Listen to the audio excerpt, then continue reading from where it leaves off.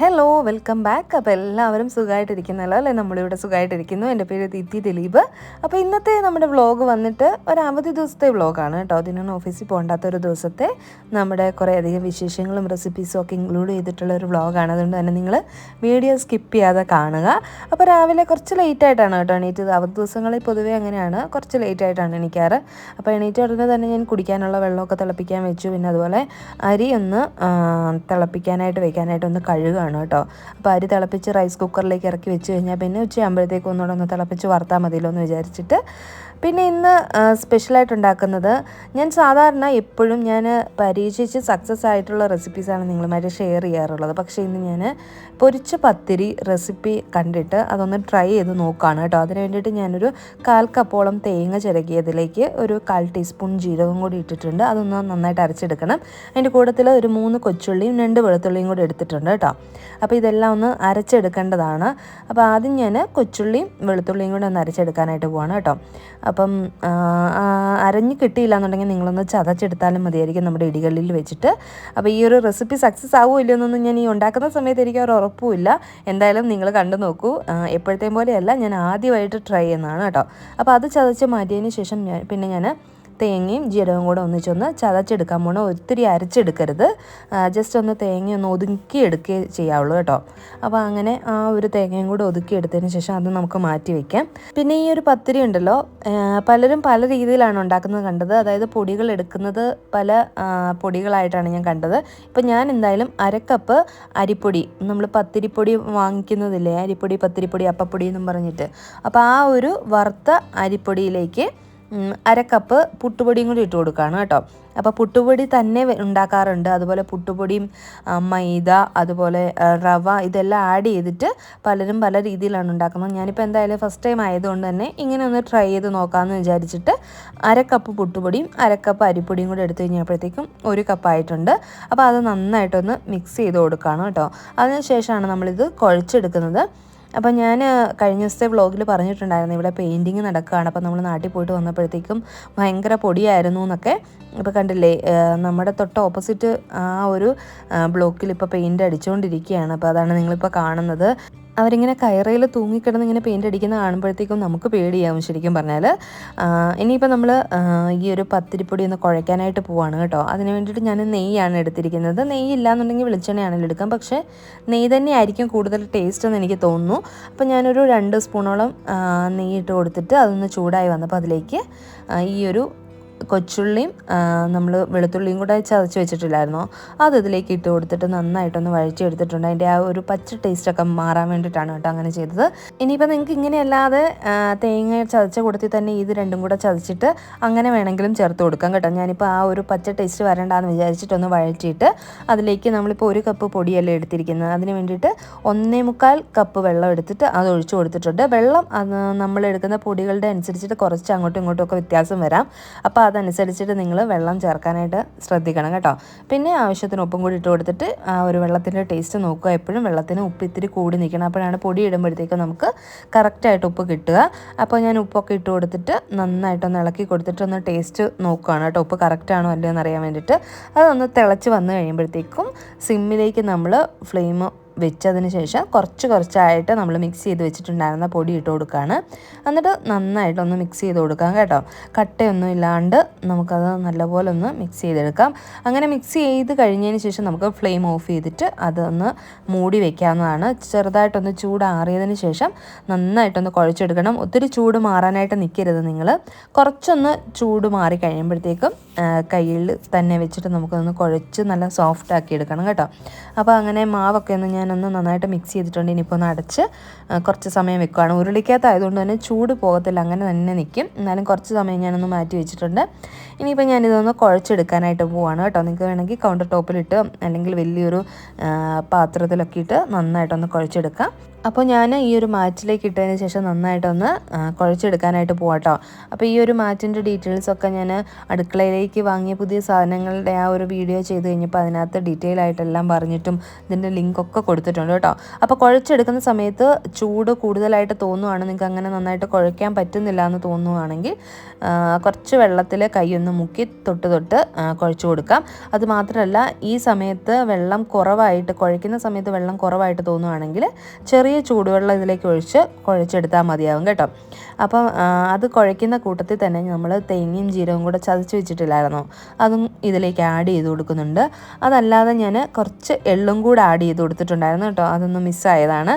അപ്പോൾ ഞാനൊരു 1/2 ടീസ്പൂണോളം എള്ളും കൂടെ ചേർത്ത് കൊടുത്തിട്ടുണ്ടായിരുന്നു. എന്നിട്ട് നന്നായിട്ടൊന്ന് കൈ വെച്ചിട്ട് കുഴച്ചെടുക്കുകയാണ് കേട്ടോ. അപ്പോൾ നമ്മളിത് കുഴയ്ക്കുന്ന സമയത്ത് തന്നെ നമുക്ക് വെള്ളത്തിൻ്റെ അളവിൽ വ്യത്യാസം വരുത്തണമെങ്കിൽ വരുത്തി നമുക്ക് ഏകദേശം മനസ്സിലാകും. അപ്പോൾ അതുകൊണ്ട് തന്നെ വരുത്തിയിട്ട് വേണമെങ്കിൽ നിങ്ങൾക്ക് കുഴച്ചെടുക്കാവുന്നതാണ്. അപ്പോൾ നമ്മൾ ആ എള്ള് ഇട്ട് കൊടുത്തതും ജീരകവും ഒക്കെയാണ് കേട്ടോ ഈ ഒരു കളറിൽ കാണുന്നത്. അപ്പോൾ എന്നിട്ട് ഞാനതൊന്ന് പരത്തി കൊടുത്തിട്ട് കൈ കൊണ്ട് തന്നെ ജസ്റ്റ് ഒന്ന് പരത്തി കൊടുക്കുകയാണ് കേട്ടോ. എളുപ്പത്തിൽ നമുക്കിങ്ങനെ പരത്തി എടുക്കാൻ പറ്റും. അപ്പോൾ എപ്പോഴും ഈ പത്തിരി അത്യാവശ്യം നല്ല കട്ടിക്ക് ഉണ്ടാക്കണം കേട്ടോ. അപ്പോൾ എനിക്ക് പറ്റിയൊരു മിസ്റ്റേക്ക് എന്ന് പറയുന്നത് ഞാൻ കുറച്ച് ചെറുതായിട്ട് ഈ ഗ്ലാസിൻ്റെ അളവിന് എടുക്കുകയും ചെയ്തു. കട്ടി കുറച്ചും കൂടെ വേണമായിരുന്നെന്നും എനിക്ക് തോന്നി കേട്ടോ ഫ്രൈ ചെയ്ത സമയത്ത്.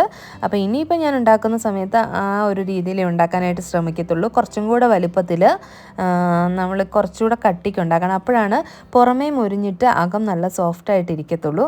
അപ്പോൾ അതൊന്ന് നിങ്ങൾ ശ്രദ്ധിക്കണം കേട്ടോ. ഈ ഒരു കട്ടി പോരാ, കുറച്ചും കൂടെ കട്ടിയിൽ വേണം നിങ്ങൾ ഉണ്ടാക്കിയെടുക്കാനായിട്ട്. അപ്പോൾ ഞാൻ എല്ലാം ഒരേ ഷേപ്പിൽ ഒരേ കട്ടിയിലാണ് ഇങ്ങനെ ഉണ്ടാക്കിയെടുക്കുന്നത്. കണ്ടില്ലേ, ഈ ഒരു കട്ടിയാണ് ഞാൻ എടുത്തത്. പക്ഷെ കുറച്ചും കൂടെ തിക്നെസ് കൂടണമായിരുന്നു. അതാണ് എനിക്കൊരു ഇതായിട്ട് തോന്നിയത് ഉണ്ടാക്കി കഴിഞ്ഞ് കഴിഞ്ഞപ്പം. അങ്ങനെ എല്ലാം പരത്തി എടുത്ത് വെച്ചിട്ടുണ്ട് കേട്ടോ. അപ്പോൾ അത് നമ്മൾ കട്ട് ചെയ്ത ബാക്കി മാവ് വീണ്ടും നമ്മൾ ഉരുട്ടിയിട്ട് പരത്തിയിട്ടുണ്ടായിരുന്നു. അതിനുശേഷം വെളിച്ചെണ്ണയ്ക്കകത്താണ് ഇത് ഉണ്ടാക്കുന്നത്. വെളിച്ചെണ്ണയ്ക്കകത്ത് ഉണ്ടാക്കുമ്പോഴാണ് കേട്ടോ ടേസ്റ്റ്. അപ്പോൾ അതുകൊണ്ട് തന്നെ വെളിച്ചെണ്ണ തന്നെയാണ് യൂസ് ചെയ്തിരിക്കുന്നത്. നമ്മൾ ചായക്കടയിൽ നിന്നൊക്കെ വാങ്ങിക്കുന്ന സമയത്ത് ആ ഒരു വെളിച്ചെണ്ണയിൽ ഉണ്ടാക്കിയ ടേസ്റ്റിലാണ് നമ്മൾ കഴിച്ചിട്ടുള്ളത്. അപ്പം ഞാൻ വിചാരിച്ചു വെളിച്ചെണ്ണയ്ക്കകത്ത് തന്നെ ഉണ്ടാക്കാമെന്ന്. അപ്പോൾ അത് ഇട്ട് കൊടുത്തിട്ട് മീഡിയം ഫ്ലെയിമിൽ തന്നെ വെച്ചിട്ടൊന്ന് കുക്ക് ചെയ്തെടുക്കുകയാണ്. അപ്പം ഇത് ജസ്റ്റ് ഒന്ന് പൊങ്ങി വരും കേട്ടോ. വെളിച്ചെണ്ണയ്ക്കകത്തോട്ട് ഇട്ട് കഴിഞ്ഞ് ഒരു 1-1.5-2 മിനിറ്റ് വെയിറ്റ് ചെയ്യുമ്പോഴത്തേക്കും ഇതൊന്ന് ചെറുതായിട്ടൊന്ന് കൊമളച്ച് വരും. ഞാൻ പറഞ്ഞില്ലേ കുറച്ചുകൂടെ തിക്നെസ് ഉണ്ടായിരുന്നെങ്കിൽ ഇത് നന്നായിട്ട് കൊമളച്ച് വന്നേനെ.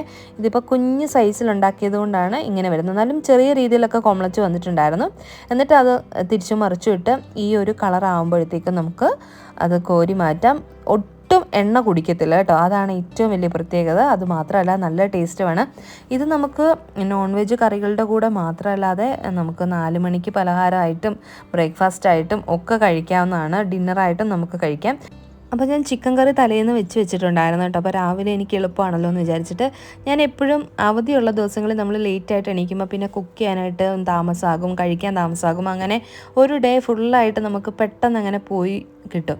അതുകൊണ്ട് തന്നെ ഞാൻ മാക്സിമം തലേന്ന്, അതായത് അവധി എന്നാണോ അതിൻ്റെ തലേന്ന് എന്തെങ്കിലുമൊക്കെ പ്രിപ്പയർ ചെയ്ത് വെക്കാറുണ്ട്. അതാകുമ്പോൾ രാവിലെയും ഉച്ചക്കത്തേക്കിനാണെങ്കിലും ഈ ഒരു കറി എടുക്കാമല്ലോ എന്ന് വിചാരിച്ചിട്ട്. അപ്പോൾ കറിയൊക്കെ ചൂടാക്കി അതുപോലെ തന്നെ പത്തിരിയെല്ലാം ഒന്ന് ഫ്രൈ ചെയ്തെടുത്തു. കാണാൻ നല്ല ലുക്കല്ലേ, അതുപോലെ തന്നെ ടേസ്റ്റും അടിപൊളിയാണ് കേട്ടോ. നമ്മൾ ചായക്കടയിൽ നിന്നാണ് ഇതിന് മുന്നേ ഇതൊക്കെ ടേസ്റ്റ് ചെയ്തിട്ടുള്ളത്. അതേ ടേസ്റ്റിൽ തന്നെ നമുക്ക് ഉണ്ടാക്കിയെടുക്കാനായിട്ട് പറ്റി. സാധാരണ നമ്മുടെ നോർമൽ പത്തിരി ഞാൻ ഉണ്ടാക്കാറുണ്ട്, പത്തിരിയും ചിക്കനും ഒക്കെ. പക്ഷേ ഈ ഒരു പൊരിച്ച പത്തിരി ഫസ്റ്റ് ടൈമാണ് ട്രൈ ചെയ്യുന്നത്. പക്ഷെങ്കിൽ നല്ല ടേസ്റ്റ് ഉണ്ടായിരുന്നു. അതേ ടേസ്റ്റിൽ തന്നെ എനിക്ക് ഉണ്ടാക്കിയെടുക്കാനായിട്ട് പറ്റി.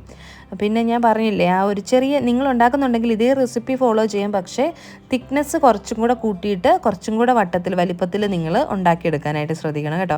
പിന്നെ പാത്ത് ഫസ്റ്റ് ടൈമാണ് ഈ ഒരു പൊരിച്ച പത്തിരി കഴിക്കുന്നത്. അപ്പോൾ ഞാനത് ഫ്രൈ ചെയ്ത സമയത്ത് തന്നെ 1-2 എണ്ണം കടിച്ച് കഴിച്ചു. അപ്പോൾ അവൾ വിചാരിച്ചത് അടയാണ്, നമ്മെ അട സൂപ്പറാണെന്നൊക്കെ എൻ്റെ അടുത്ത് പറഞ്ഞു. ഞാൻ പറഞ്ഞു പിന്നെ ഇത് അടയല്ല പൊരിച്ച പത്തിരിയാണെന്നൊക്കെ പറഞ്ഞു കൊടുത്തു കേട്ടോ. പിന്നെ ചിക്കൻ കറിയും കൂട്ടിയിട്ടാണെങ്കിൽ ഒരു പത്തിരി കഴിച്ചു. അപ്പം നമ്മളും കഴിച്ചു. ആ കൂട്ടത്തിൽ തന്നെ ഒന്നിച്ചിരുന്നിട്ട് നമ്മളും കഴിച്ചിട്ടുണ്ടായിരുന്നു. അങ്ങനെ ബ്രേക്ക്ഫാസ്റ്റൊക്കെ കഴിച്ച് പാത്രങ്ങളൊക്കെ കഴുകി വെച്ചതിന് ശേഷം വീഡിയോ അപ്ലോഡ് ചെയ്യേണ്ട ദിവസമായിരുന്നു കേട്ടോ. അപ്പോൾ ബാക്കി കുറച്ച് ഞാൻ എഡിറ്റ് ചെയ്ത് വോയിസ് ഓവറൊക്കെ കൊടുത്ത് അപ്ലോഡ് ചെയ്ത് വെക്കും. എന്നിട്ട് ആ ഒരു സമയത്ത് വീഡിയോ അപ്ലോഡ് ചെയ്യുന്ന ആ ഒരു സമയത്ത് ബാക്കിയുള്ള എഡിറ്റിംഗ് ഒക്കെ ചെയ്തിട്ട് വീഡിയോ പബ്ലിക് ആക്കാറാണ് കേട്ടോ പതിവ്. അപ്പോൾ അതിന് വേണ്ടിയിട്ട് എഡിറ്റ് ചെയ്യാനായിട്ട് ഞാൻ പോയിരുന്നതാണ്. അപ്പം പാത്തു ആണെങ്കിലും ദിനു ആണെങ്കിലും അപ്പുറത്ത് റൂമിൽ തന്നെ ഇരിക്കുകയായിരുന്നു കേട്ടോ. അപ്പോൾ അങ്ങനെ ഞാൻ എഡിറ്റിംഗ് ഒക്കെ കഴിഞ്ഞ് വന്നപ്പോഴത്തേക്കും ദിനു ചെടിക്കൊക്കെ വെള്ളം ഒഴിക്കുകയും അതുപോലെ തന്നെ പതുക്കെ ക്ലീനിങ്ങിൻ്റെ പരിപാടികളിലേക്കൊക്കെ കടന്നിട്ടുണ്ടായിരുന്നു. എനിക്ക് ക്ലീൻ ചെയ്യാവുന്ന കാര്യങ്ങളൊക്കെ ഞാൻ ക്ലീൻ ചെയ്യും. പിന്നെ ദിനുവിൻ്റെ ഡ്യൂട്ടിയാണ് ഈ ഫാനും അതുപോലെ തന്നെ കബോർഡിൻ്റെ മുകളിലൊക്കെ ആണെങ്കിൽ ഒരുപാട് പൊടിയൊക്കെ ഉണ്ടാവും. അപ്പോൾ അതൊക്കെ മാസ്ക് ഇട്ടിട്ട് ദിനുവാണ് അവധിയുള്ള ദിവസങ്ങളിൽ സമയമുള്ളതുപോലെ ക്ലീൻ ചെയ്തെടുക്കാറ് കേട്ടോ. അപ്പോൾ ഫാനൊക്കെ തുടയ്ക്കുമ്പോൾ എല്ലാ റൂമിലെ ഫാനൊക്കെ ഒന്നിച്ച് തുടയ്ക്കും. അപ്പോൾ പാത്തുവിനെ ആണെങ്കിൽ ഞാൻ എഡിറ്റിംഗ് ഒക്കെ കഴിഞ്ഞിട്ട് കൊണ്ടുപോയി കുളിപ്പിച്ചിട്ടുണ്ടായിരുന്നേ. എന്താ മാംഗോ അല്ല, പാഷൻ ഫ്രൂട്ട്.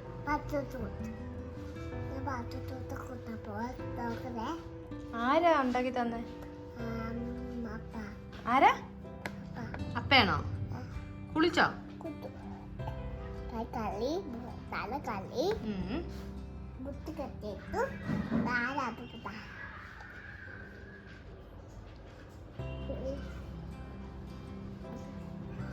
അപ്പോൾ ഞാൻ വീഡിയോയുടെ എഡിറ്റിംഗ് എല്ലാം കഴിഞ്ഞ് അപ്ലോഡ് ആക്കി വെച്ചതിന് ശേഷം ബാക്കി ഉച്ചക്കത്തേക്കുള്ള ലഞ്ച് പ്രിപ്പറേഷനാണ്. അപ്പം പയറും മെഴുക്കുവരട്ടിയും മോരുകറിയും കൂടെ വെക്കുന്നുണ്ട്. റൈസ് കുക്കറിൽ നമ്മൾ നേരത്തെ ചോറ് വെച്ചായിരുന്നല്ലോ, അതൊന്നുകൂടെ ഒന്ന് തിളപ്പിച്ച് വാർത്തും വെച്ചിട്ടുണ്ട് കേട്ടോ. എന്നിട്ട് പിന്നെ പയറും മെഴുക്കുവരട്ടിയും വെക്കുകയാണ്, മോരുകറിയും വെക്കാനായിട്ട് തുടങ്ങുകയാണ്. പപ്പടവും ചിക്കൻ കറിയൊക്കെ ഉണ്ടല്ലോ, അപ്പോൾ പിന്നെ അത് മതി ധാരാളം.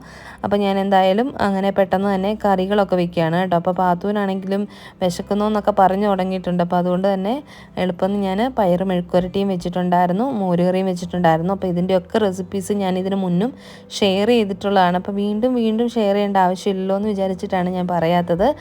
തേങ്ങാക്കൊത്തൊക്കെ ഇട്ട് വെക്കുന്ന മെഴുക്കുവരട്ടിയാണ് കേട്ടോ.